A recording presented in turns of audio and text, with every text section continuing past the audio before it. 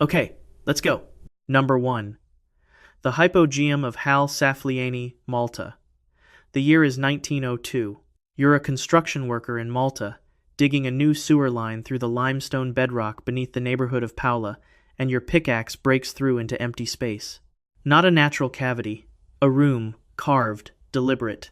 Walls smoothed by human hands, corridors leading to more corridors, chambers opening onto deeper chambers, the whole complex descending in 3 distinct levels below the surface. You have just broken through the ceiling of a place that was sealed approximately 5,000 years before you arrived with your pickaxe. The Maltese government learned of the discovery and did not announce it for 3 years. When the site was formally opened to investigation in 1905, archaeologists found approximately 7,000 human skeletons distributed throughout the complex. 7,000 people, buried in the dark, in a structure that predates written history by 2,000 years. But it was what the skeletons looked like that brought the early investigations to a halt. A significant number of the skulls were wrong. The clinical term is dolichocephalic, elongated, disproportionate, with cranial formations that do not match any population known to have lived in Malta or the surrounding Mediterranean basin at any documented period. The Archaeological Museum in Valletta received 7 of these skulls for cataloging and study. The 1914 museum inventory lists them by specimen number. The current museum inventory does not contain those entries. That is not a reclassification or a misfiling. That is a disappearance from the public record, without documentation, without explanation. The mainstream scientific response to the skull anomaly is that early 20th century anthropologists were working with outdated classification frameworks, and that what they identified as unusual cranial formation was likely natural population variation. This is a methodological critique worth taking seriously, but here's where it gets strange. The critique doesn't explain where the physical specimens went. Specimens listed in 1914 don't vanish from a museum inventory due to a revised classification system. They vanish because someone removed them. The complex has 3 levels. The upper level is used for ceremony. The middle level is the most elaborate. It contains the oracle chamber, a painted room whose geometry was studied by the University of Malta's Department of Physics in 1994. Their published findings documented something that has no purely natural explanation. When any sound is introduced into the oracle chamber, the room responds at 110 Hz. Regardless of the frequency of the original sound, the walls, ceiling, and floor have been carved to specific dimensions that produce this standing wave constantly. At 110 Hz, the human brain's left hemisphere, the one associated with logical analysis, measurably suppresses. The right hemisphere, associated with emotional processing and altered cognition, becomes dominant. This is documented neuroscience, not interpretation. The builders cut stone until the stone changed how people thought. The third level sits 36 feet below the surface. It is the deepest, the oldest, and the one with no accepted functional explanation. At the entrance, carved into the stone, at exactly the height where an entering person would see it first, there is an inscription. In 2008, an independent linguist working without institutional affiliation reviewed the text and identified it as Proto-Sinaitic script, the ancestral family that eventually became the Phoenician alphabet, and from it, every modern Western script. The inscription appears on a structure that predates writing itself by approximately 1,000 years. The characters are not decorative border work. The linguist's partial decipherment indicates they function grammatically as a command, an imperative. What the command says exactly remains contested among the small number of scholars who have reviewed the photographs. That it is commanding something is not contested. The third level has been closed to the public since 2009. Heritage Malta, the government authority responsible for the site, states that the closure is a conservation measure that visitor breath and body heat were affecting the limestone surface integrity. The first and second levels remain open to visitors year-round, under identical atmospheric conditions. Only the third level is sealed. Heritage Malta holds the key. Academic requests for further acoustic study of the third-level chambers have been submitted and logged by the site's advisory board. As of the most recent published record, those requests are pending. What did the builders put in the room that required an acoustic preparation chamber in the room directly above it? What does the 1,000-year-old inscription at the threshold command? Why do the skulls documented in the 1914 inventory no longer appear in the current one? And why does a conservation measure apply exclusively to the level that carries the inscription, the sealed lower chambers, and the only part of the complex that no one in the last 16 years has been permitted to study? Number 2. Gobekli Tepe, Turkey. The year is 9600 BCE. You are one of the builders of the most sophisticated megalithic structure that will exist on this planet for the next 6,000 years, and you are in the process of burying it.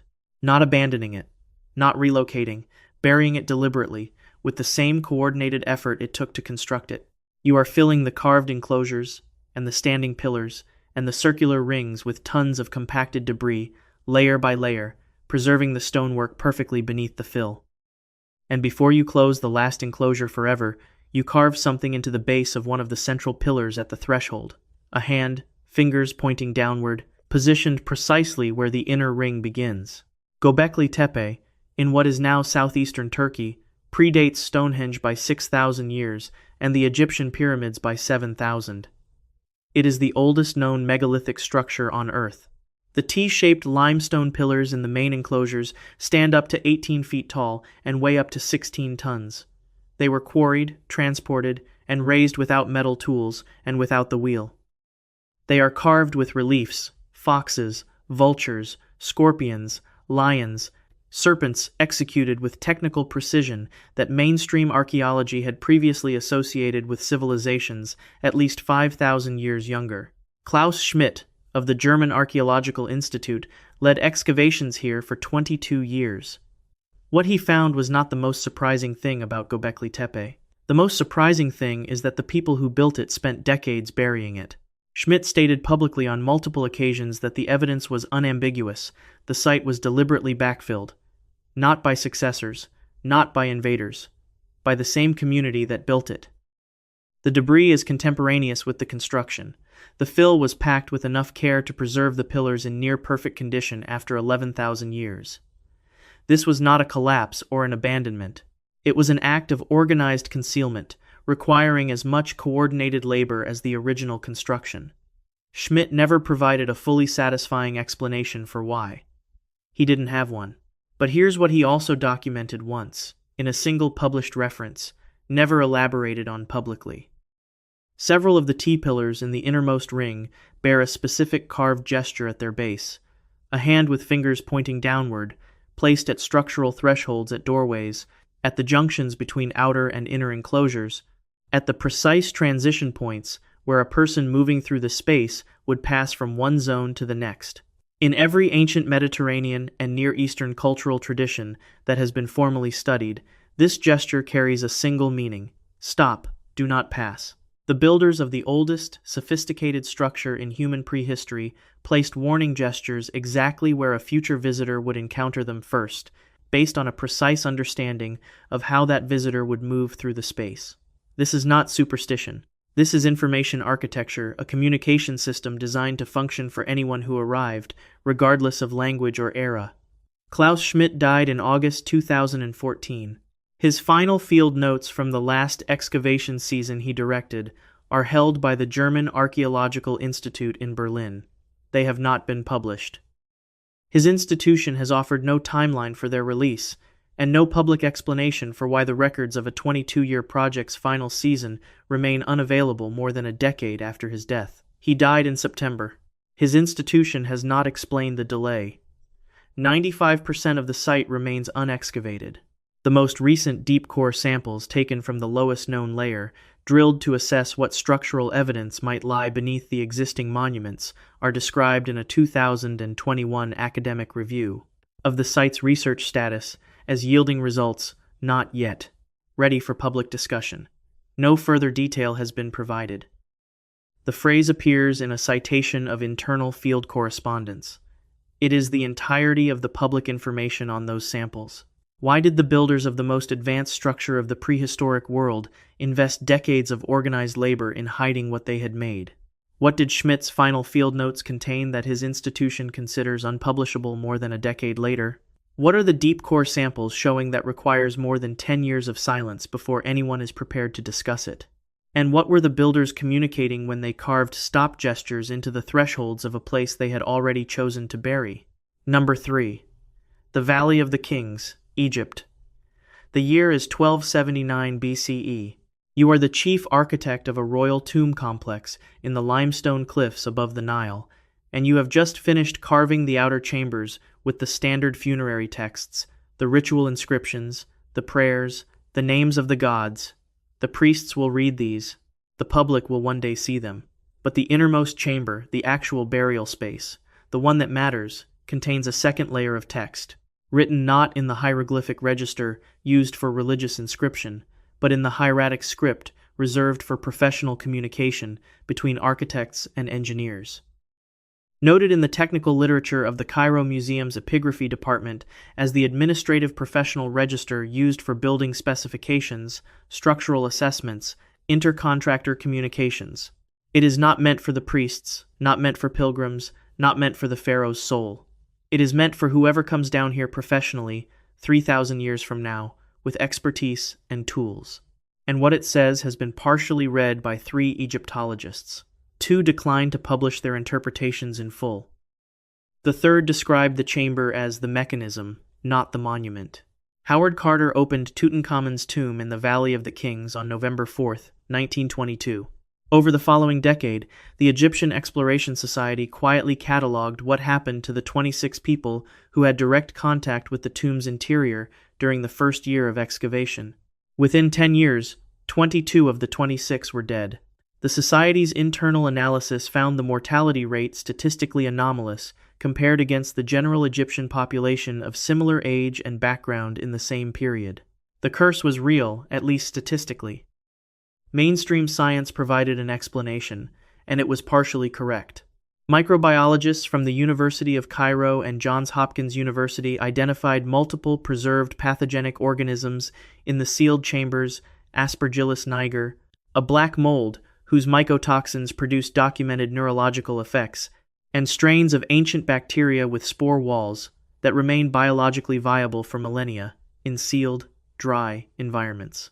People were getting sick from genuine biological hazards that had survived in the closed space for 3,000 years. The biology was confirmed. But here's where it gets strange. The warning inscriptions don't describe infection. The ancient Egyptians had extensive, documented medical knowledge. Their physicians performed trepanation, set compound fractures, and diagnosed internal organ conditions through external examination.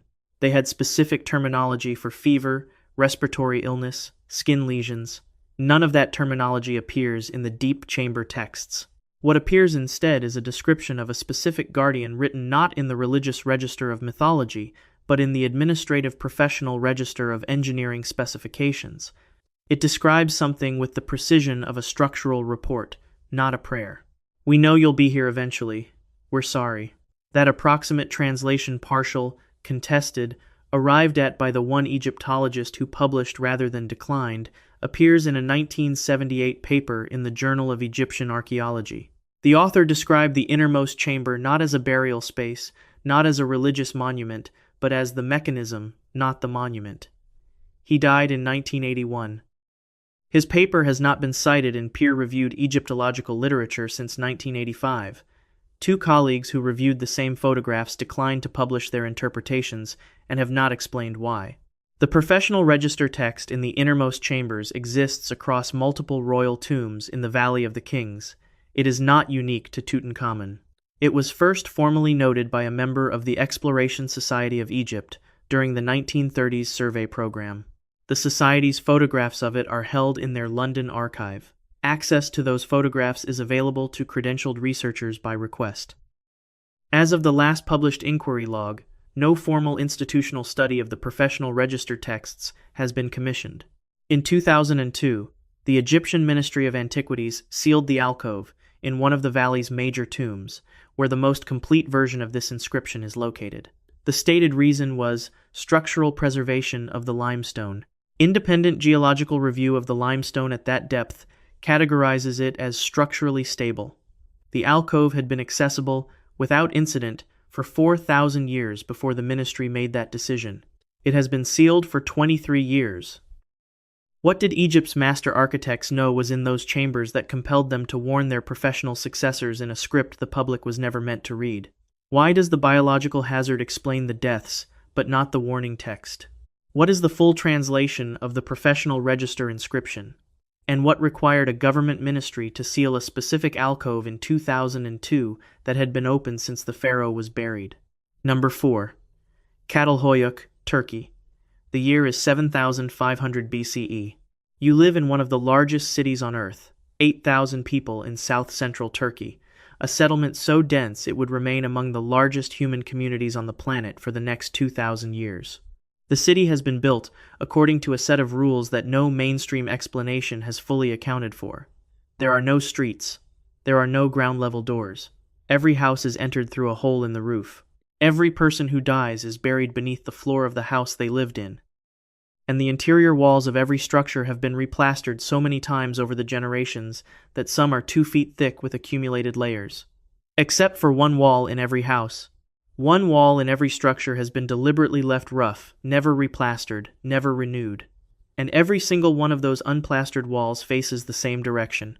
They face north-northwest. North-northwest is the approach path of Hasan Dagh, the nearest active volcano, whose eruption history during Catalhoyuk's occupation period includes at least 2 confirmed catastrophic events, documented by geological survey of the regional ash layers. The people of Catalhoyuk built their city with every unplastered wall oriented toward the direction from which fire and ash would arrive if the mountain erupted. The Cambridge University excavation team, led by Professor Ian Hodder, documented this pattern in a 2013 field bulletin.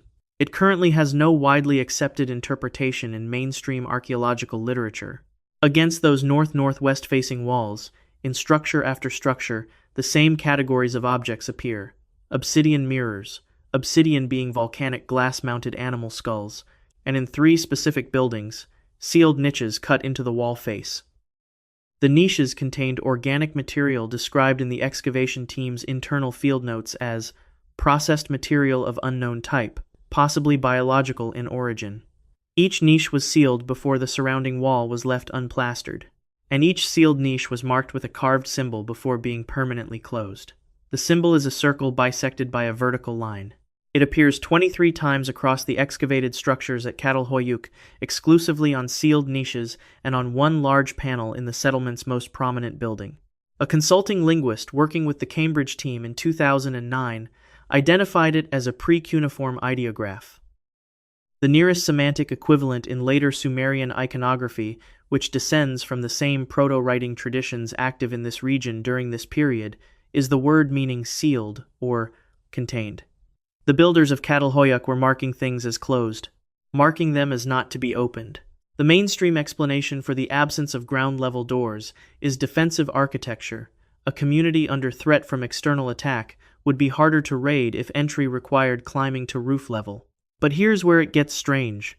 The skeletal record at Catalhoyuk shows no evidence of organized violence until the final phase of occupation, no weapon caches, no fortified perimeter.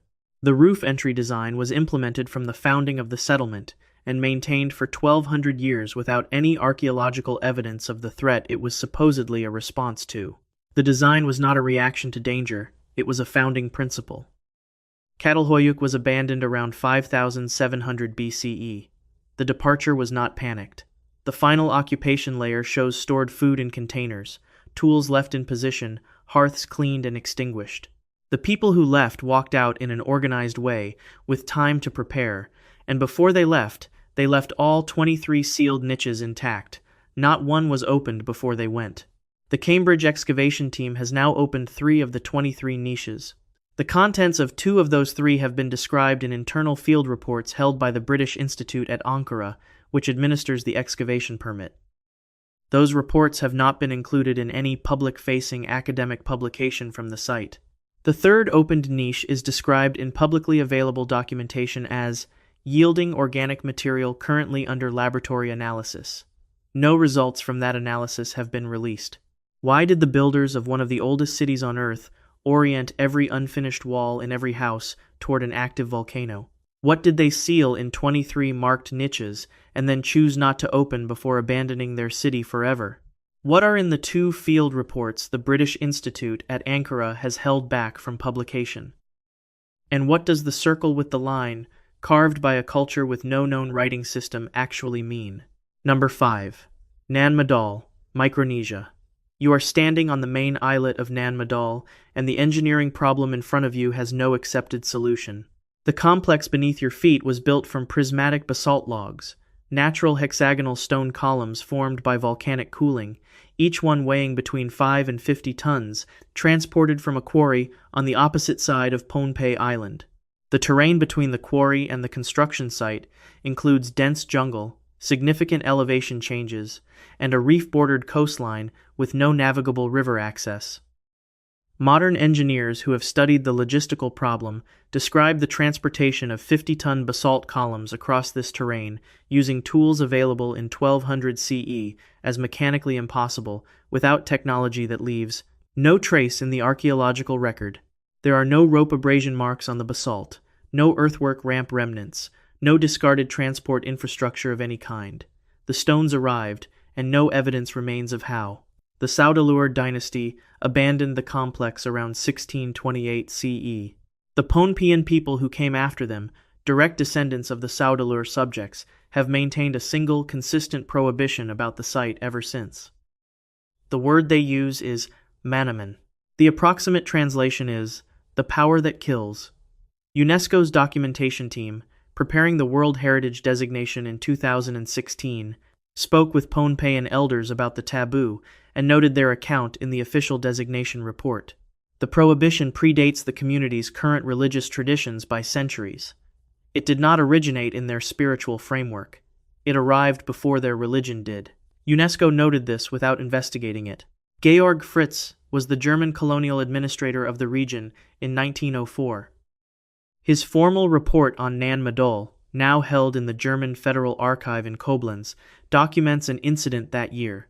3 of his local workers entered the central burial chamber on the main islet, Nandauas, after dark. All 3 became severely ill that night. Fritz described the symptoms as resembling acute poisoning, lasting 3 days, with no identified cause. Fritz himself entered the chamber the following morning, in daylight, and observed nothing unusual. His workers refused to return. Fritz resealed the chamber doors after his visit. His report concludes, he considered it prudent to let the matter rest. A colonial administrator in 1904 made the same decision that 5 different modern research institutions would make over the next 120 years. He looked, found something he couldn't explain, resealed the door, and moved on. In 2019, a team from the University of Oregon conducted ground-penetrating radar surveys of Nandauas with permission from the Pohnpeian authorities. The radar identified a large subterranean chamber beneath the central tomb structure. This chamber does not appear in any prior record of the site, not in oral tradition, not in colonial documentation, not in previous archaeological surveys. The radar profile indicates the chamber is sealed with basalt logs matching the surface construction material. The Oregon team submitted a formal excavation request to the Pohnpeian state government in 2019. As of 2025, the government has not responded. The request has been pending for 6 years. But here's where it gets strange. The outer walls of the central complex at Nan Madol are built at a height and thickness with no military defensive function. The Saudeleur dynasty had no documented enemies capable of seaborne assault during their occupation period. These walls are massive, up to 15 feet thick, but they are not positioned for defensive firing lines. Their height and placement serve a specific architectural purpose. They prevent the interior of the complex from being visible at ground level from outside the walls. Whatever the Saudeleur placed at the center of Nan Madol, they did not build walls to stop people from entering. They built walls so that people outside couldn't see what was inside. A wall that keeps people out is a defense. A wall that hides what's inside is a concealment. The Saudeleur chose concealment. The distinction matters. What made 3 men ill in a sealed stone chamber where their employer found nothing unusual the next morning? What is in the subterranean chamber, the radar found in 2019, the one no historical record mentions? Why did the builders of Nan Madol construct walls for concealment rather than defense? And why has the local government held a research team's excavation request unanswered for 6 years? Number 6. Derinkuyu Underground City, Turkey. The year is 1963. A resident of the town of Derinkuyu in the Cappadocia region of Turkey breaks through a wall in his basement during renovation and finds a tunnel behind it. The tunnel leads to another tunnel, which leads to a chamber, which leads to a staircase going down. He follows the staircase through 18 levels, 280 feet below the surface of the earth, until he reaches the floor of an underground city built to house 20,000 people. The city is equipped with ventilation shafts running from surface to every occupied level, freshwater wells, carved oil and wine presses, livestock stables, communal kitchens, and spaces for schools and religious services. It has no mention in any regional chronicle. The people of Derinkuyu had been living above it for an unknown number of generations, without knowing it was there. The engineering is extraordinary, but it is not the most important feature. The most important feature is the doors. At major junctions throughout the tunnel network, there are circular stone doors, each one approximately 4 feet in diameter, up to 3 feet thick, weighing close to 1,000 pounds. Each one rolls across the tunnel, opening on a carved groove and seals it completely. Each one has a hole in the center sized to admit a spear thrust from the interior side toward whoever is approaching from outside. And each one can only be operated from one side. The pivot lever, the mechanism that rolls the stone into position, is accessible only from the interior. This is not a door designed to keep invaders out. A door for keeping invaders out can be opened from both sides during peacetime. These doors can only be sealed and unsealed by the people inside. Once closed, no one from outside can enter. No one from inside can exit without operating the mechanism. The architecture is making a statement. Whatever is on the surface is dangerous enough that the community will seal itself underground and wait, for however long it takes, rather than remain exposed. The door is not a defense. It is a declaration about what the outside world can become.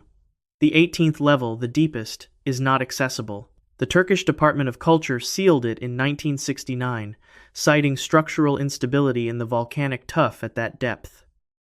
Independent geological surveys of Cappadocian tuff at comparable depths, including assessments conducted by the Geological Engineering faculty at Middle East Technical University in Ankara, describe the rock formation as among the most structurally stable in the country. The stated geological justification does not match the geological record. The key to the 18th level is held by the Turkish Ministry of Culture. Academic access requests have been filed and logged. None have been granted. At the entrance to the staircase leading down to the 18th level, carved into the volcanic stone at threshold height, there is a symbol, a circle bisected by a vertical line. At Catalhoyuk in Turkey, 9,000 years earlier, and 500 kilometers to the northwest, the Cambridge University consulting linguist identified that same symbol as a pre-cuneiform ideograph, the nearest Sumerian semantic equivalent, sealed or contained. The Catalhoyuk builders carved it on niches they permanently closed before abandoning their city. The Derinkuyu builders carved it at the entrance to the level their descendants sealed with a government order 56 years ago. Same symbol. Same structural position, same meaning, 310 miles apart, across a span of thousands of years, in different civilizations, with no documented cultural exchange.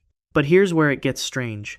The mainstream explanation for Derinkuyu is that Byzantine-era Christians built it as a refuge from Arab raids in the 7th and 8th centuries CE. This explanation is partially accurate. Byzantine Christians did use the city during that period. The problem is that the city predates them. The volcanic tuff erosion rates and the pottery assemblages found in the deepest levels are consistent with construction beginning no later than 800 BCE, more than 1,000 years before Byzantine occupation. The Christians inherited a city that already existed, built by a civilization they had no knowledge of, and sealed with a symbol that had been in use in Anatolia since before writing existed. Who built the doors that only seal from the inside? And what did they know was on the surface that made that design necessary? What is below the 18th level, past the point where the ventilation shafts stop reaching? And how did the same symbol for sealed appear at Catalhoyuk in 7,500 BCE and at Derinkuyu, 310 miles away, on a structure whose builders left no name? Number 7. The Longyou Caves, China. The year is 1992.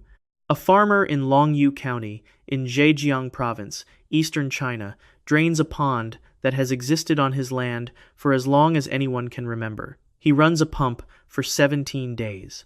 When the water is gone, he does not find pond bottom. He finds the ceiling of a carved chamber, approximately 100 feet high. Corridors branch in 4 directions from the first chamber. As neighboring ponds across the area are drained over the following weeks, 35 more chambers are discovered beneath them, 36 in total, cut into the sandstone bedrock of rural Zhejiang Province with no surface indication that they existed. The smallest chamber is the size of an aircraft hangar. The largest rivals a Gothic cathedral in volume. And every surface of all 36 walls, ceilings, columns, floors is covered in a chisel pattern of parallel lines executed at precisely 60 degrees from horizontal, with no variation in angle or spacing across any chamber of any size. No record of these caves appears anywhere in Chinese historical documentation, not in any provincial chronicle, not in any county administrative record, not in any court history, not in any oral tradition from the region. China's written archive spans more than 3,000 years and is among the most detailed in the world. Whatever civilization carved 36 chambers the size of cathedrals into the bedrock of eastern China did not leave a sentence about it anywhere. Teams from Japan, Poland, and China have studied the Longyou Caves since their discovery. Engineers from the China Three Gorges Corporation, the organization responsible for the largest hydroelectric dam on Earth, assessed the chisel pattern and the construction scale. Their conclusion: the carving of all 36 chambers, given the precision of the parallel pattern and the volume of stone removed, required the coordinated labor of tens of thousands of workers over decades. The labor investment is comparable to the Great Wall of China. The Great Wall appears in thousands of historical documents across many centuries of dynastic records. The Longyou Caves appear in none. Now consider what appears at the entrance of cave number 1, the first chamber, the farmer's drained pond revealed. Carved into the sandstone at threshold height, repeated 4 times in a horizontal row, there is a symbol, a circle bisected by a vertical line. The same symbol identified by the Cambridge University consulting linguist at Catalhoyuk in Turkey, carved by a culture in 7,500 BCE as a pre-cuneiform ideograph meaning sealed or contained. The same symbol found at the entrance to the Mon, 18th level of Derinkuyu underground city, 310 miles from Catalhoyuk, on a structure whose deepest layers predate writing, and now the same symbol, identical in form and in placement, at the entrance threshold of a sealed underground complex in eastern China, 4,300 miles from Anatolia, carved by a civilization that left no name, no date, and no historical record, only the mark. But here's where it gets strange. The mainstream explanation for the chisel pattern is functional. Parallel line cutting is an efficient technique for systematic stone removal during large-scale quarrying operations. The Longyou Caves, according to this interpretation, are a siltstone quarrying complex whose scale simply exceeds what researchers expected to find. The absence from historical records is explained by gaps in the provincial administrative archive. The threshold symbol is a worker's mark, a personal labor notation. The quarrying explanation doesn't survive technical scrutiny. Quarrying requires consistent cutting at the extraction face, not consistent patterning on the ceiling and walls above the face. The parallel pattern covers surfaces that have no quarrying function. And a worker's mark, a personal identification notation left by individual laborers, does not appear in the same form, in the same structural position, at sites on separate continents with no documented cultural contact. A worker's mark is local. A warning is universal. The innermost sections of several chambers remain inaccessible. The Chinese State Administration of Cultural Heritage has not authorized complete investigation of the deepest portions of the complex. The stated reason is that further study is needed before access can be expanded. The caves were discovered 33 years ago. The study continues. Who carved 36 cathedral-sized chambers into the bedrock of eastern China and left no word of it in 3,000 years of written Chinese history?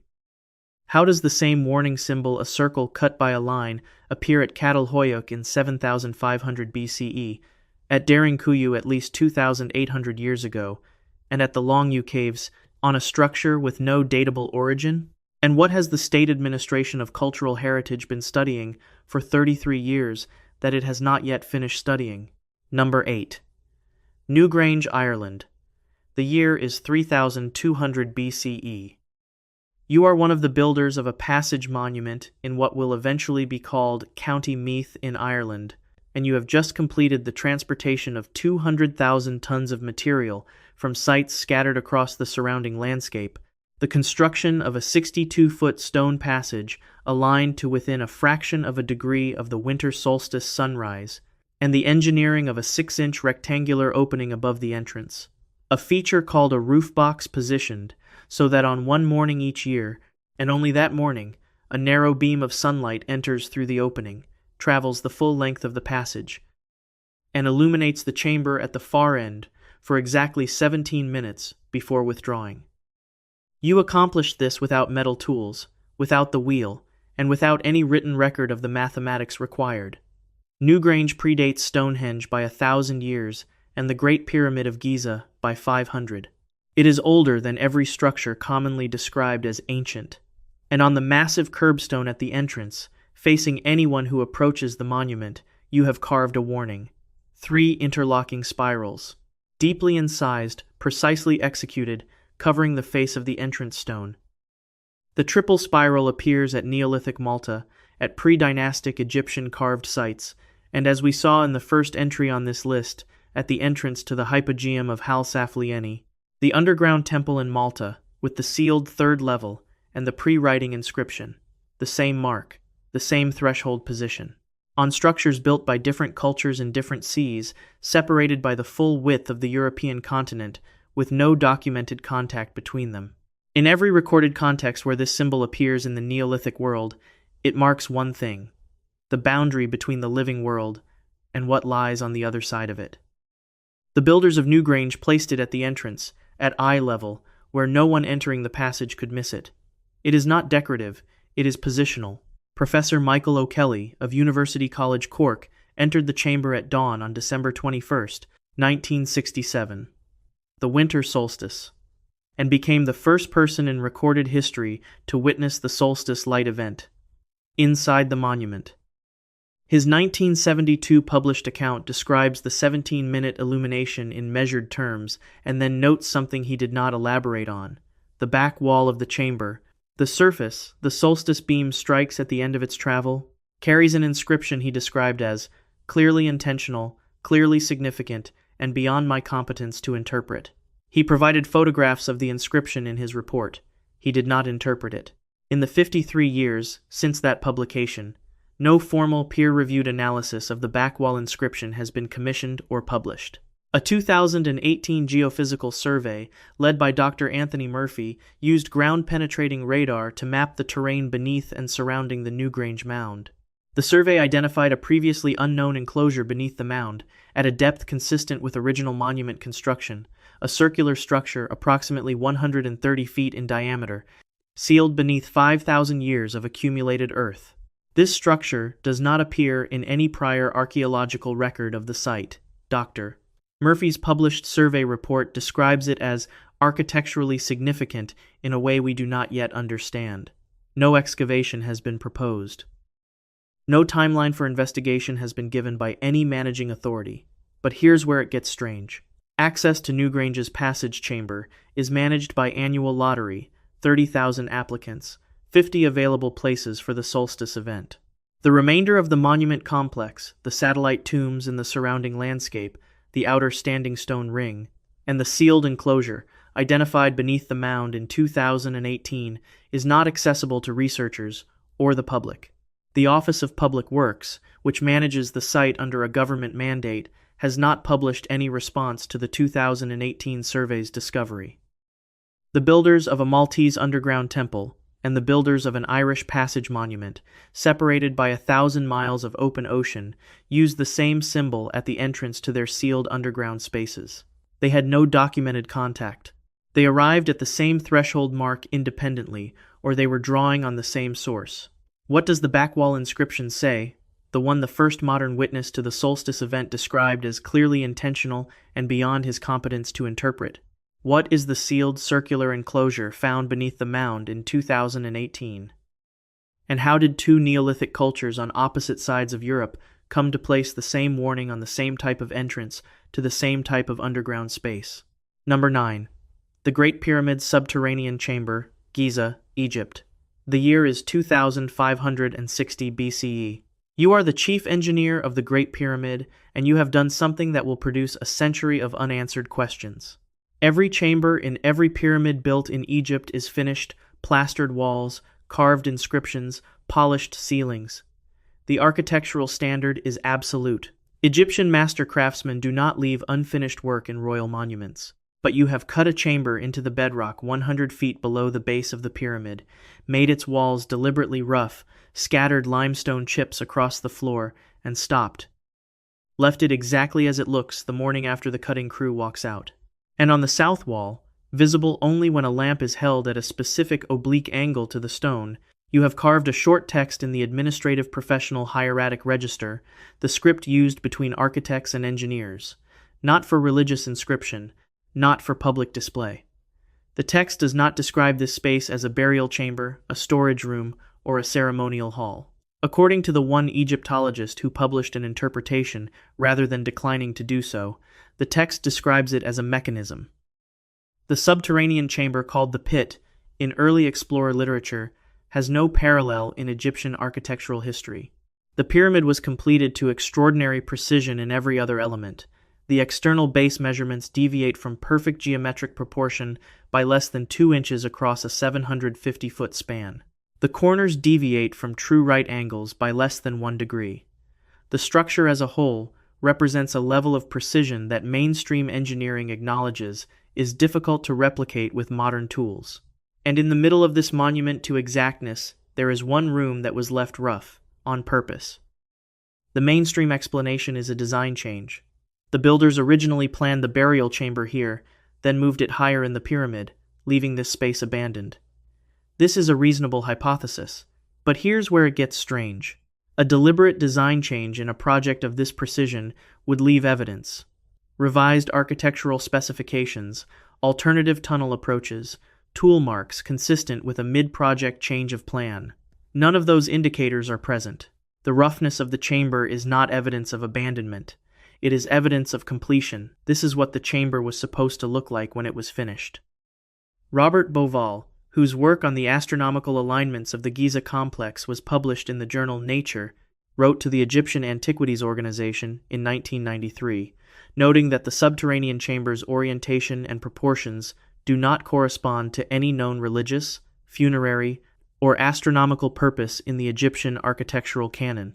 The reply he received was administrative. No substantive response was provided. In 1987, a joint French-Egyptian survey team, led by engineer Gilles Dormian, used electromagnetic resonance equipment to scan the bedrock surrounding the chamber. The equipment detected 2 cavities in the rock, one to the north of the chamber, one to the west, whose dimensions and reflective profiles are inconsistent with natural geological voids. The preliminary report was published.